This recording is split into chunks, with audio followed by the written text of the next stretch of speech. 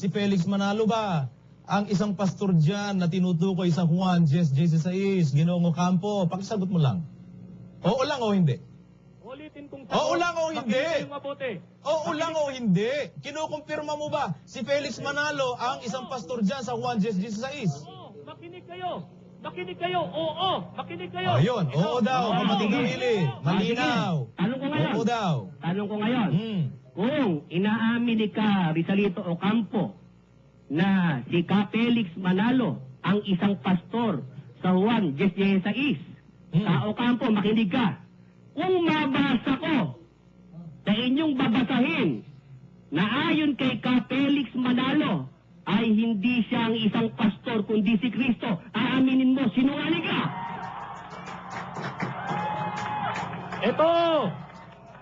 Ito ang sagot ko.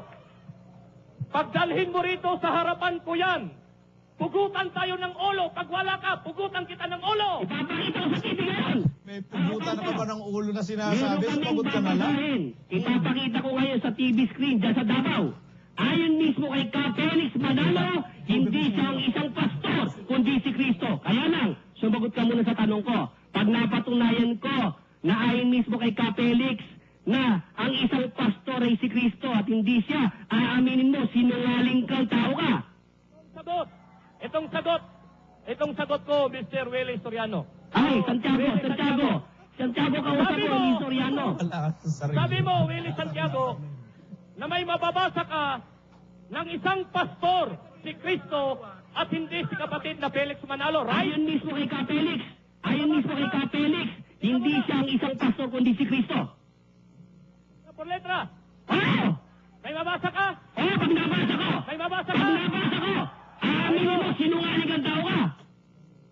Sunod na tanong, Willie Santiago. Anong Sagutin mo talata? muna! Yung aking showdown to! Nakakaintindi ka ba ng showdown, Mr. Ocampo? Pag nabasa ko sa babasahin nyo, ayon mismo kay Ka Felix, si Kristo ang isang pastor at hindi siya, aaminin mo, sinungaling ka at mali iglesia ninyo. Itong tanong ko, Willie Santiago. Sumagot ka sa tanong ko.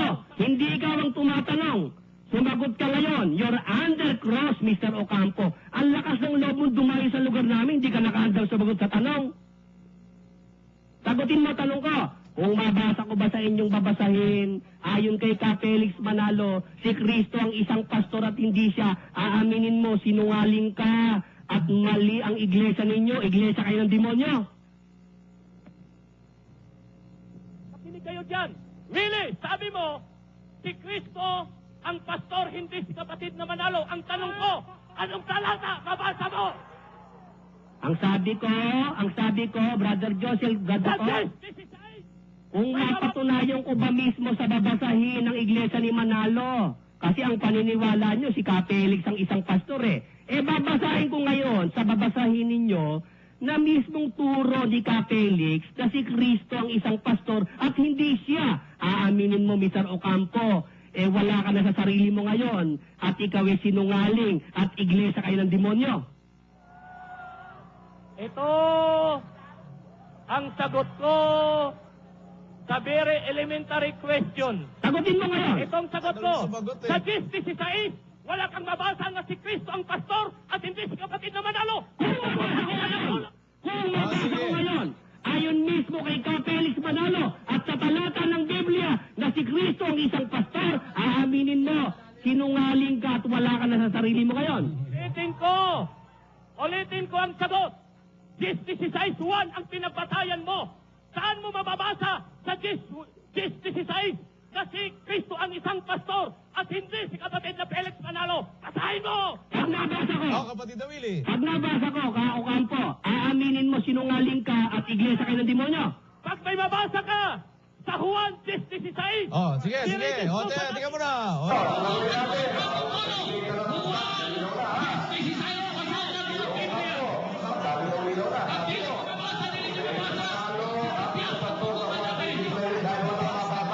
Si Kristo yon. Kailangan ngayon patunayan mo, basahin mo sa Juan 10:16 na yung isang pastor dyan, si Manalo. Sa Biblia, Basahin mo na, Ocampo, dalian mo para mapatunayan mo yung stand mo. Kailangan mabasa niya, Brother Joseph, sa 1:16 si Felix Dalian Manalo, mo na. ang isang pastor. Nasa na? Oo. Nasa na? Dalian mo. Basahin niya ngayon. Ano, Ipakita mo. Josel? Basahin, Ipakita mo mabasa na. ko, Josel. Basahin mo Oh. ngayon, Ocampo, Josel, makinig ka. na si Felix Manalo Josel. ang isang pastor sa 1:16. Basahin mo. Makinig ka, Josel. Hindi Kung ako si babasa Brad ko ngayon, Josel. Sige, sige. Kung mabasa ko ngayon, pupugutan kita ng ulo dyan. Ay, nako. Pumunta ka Oo, rito, no. dalian mo. Sige, Oo, no. basahin mo muna. 1:16, ang isang pastor, si Felix Manalo. Sige, dalian mo. Punta ka rito. Dalian mo na, Josel, basahin mo. Ikaw naman, oh. Ikaw naman eh, babasa ka lang na Basahin mo na. Basahin mo na. Hindi mo mabasa. Josel, Hindi mo mabasa. Inaamin mo, hindi mo mabasa si Manalo ako yan. mabasa na. Oh, basahin mo na. Kung talagang mababasa mo, basahin mo na ngayon. Sige, dalian mo lang. Basahin mo na ngayon. 16 ng 1, ang isang pastor, si Felix Manalo. Basa! Nasa na? Hindi na ninyo nasagot. Brother Wala Josel, ka. Brad Naku, Josel, pasubo ka na ng gusto. O, Brad Willie. Brad Josel, Brad Tato. Eh di, eto na showdown, Dayan. Mga taga Davao, makinig kayo, talinuhan ninyo.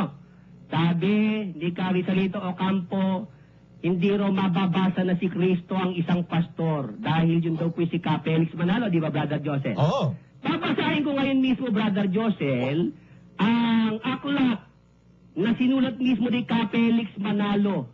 Ayon kay Felix Manalo, nasugo daw sa iglesia ni Manalo. Sugo ni Carisalito Ocampo. Mr. Felix Manalo, sino ba ang tinutukoy na isang pastor sa 1:16? Basahin natin, Brother Josel, ang mismong aklat na sulat ni Felix Manalo. Ito yan, ang aklat nila. Ang sulok sa ikatitiyak sa Iglesia Katolika Apostolika Romana. Sinulat ni, basahin mo mabuti, Ocampo, yung kinikilala mo sugo, ayan, Felix Manalo. Siya sumulat niyan, makinig ka, baka madagukan ka pag hindi pinakinggan At niya. may litrato pa yung Brad Josel. Pakita po natin yung litrato ni Felix Manalo dyan sa librong yan. Yan ang sumulat si Felix Manalo. Yung kinikilala mo na isang pastor sa Juan 16. Siya naman kaya tanungin natin, ano naman ang kanyang pag-amin? Pareho ba kayo na sinasabi? Ano ba sabi sa aklat na ito? Itinuturo din ng Iglesia Katolika na ang Papa ay siyang kataas-taasang pastor. Question box, pahina 169. Ito ay salungat din sa turo ni Kristo at ng mga apostol. Sapagkat sinabi ni Kristo, ako ang tanging pastor. Juan 11:16. Sinabi rin ng mga apostol na si Kristo ang pastor at obispo ng ating mga kaluluwa. Mga taga Davao, napatunayan ko, sinungaling si Mr. Ocampo at iglesia sila ng demonyo. Ayon mismo sa babasahin na sulat ni Felix Manalo, hindi siya ang isang pastor, kundi ang ating Panginoong Jesucristo. Juan 11:16. Okay ba, Brother Josel? Oo naman, kapatid Dawili, sinungaling talaga yan. Pinaangkin niya si Felix Manalo, siya ang isang pastor sa Juan 16. Pag si Felix Manalo naman ang tinanong mo, ang sinasabi ni Felix Manalo, si Kristo yon. Sinungaling ka talaga, Ocampo! Willie! Nababasa ko yung sinasabi mo sa Pasogo. Nasaan ang sinasabi mo ng isang pastor si Kristo at hindi si kapatid na Manalo? Nasaan ang hindi kapatid na Felix Manalo dyan? Hoy! Talagang ikaw napakadilim na ng utak mo. Pati sinabi na ng sugo mo kinikilala, hindi mo maintindihan. At iminamali, Brother Josel. At mas marunong pa ito kay Felix Manalo Dapat ito ang naging sugo sa huling araw at hindi si Felix Manalo. Si Felix Manalo na nagsasabi, ayaw mo pang makinig. Ay talagang ikaw pala na may panghas ka talaga, Ocampo ka. Biro mo, nakamatayan na nasugo mong kinikilala yan. Itinuturo niya ang isang pastor sa Juan 16 si Kristo at hindi siya. Ikaw naman, pinipilit mong ipaangkin kay Felix Manalo yung titulo na hindi naman niya inaako.